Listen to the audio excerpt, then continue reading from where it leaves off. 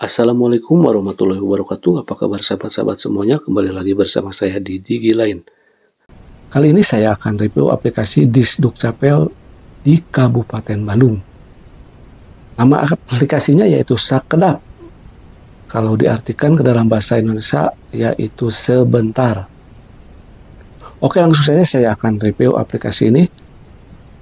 Di mana di aplikasi ini warga kota Kabupaten Bandung dapat mengajukan keperluan administrasi kependudukannya secara online, mulai dari kartu keluarga, akta, KTP, dan yang lainnya. Silakan dijajal aplikasi ini, teman-teman. Tampilan aplikasinya seperti ini. Jadi teman-teman dapat mengajukan permohonan administrasi kependudukan secara online melalui aplikasi Sakedap ini.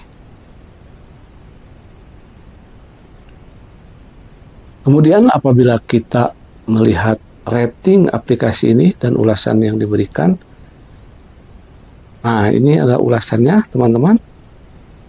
Hanya memiliki rating 1,7. Di sini banyak ulasan-ulasan negatif mengenai aplikasi ini. Artinya aplikasi ini harus ditingkatkan lagi, teman-teman.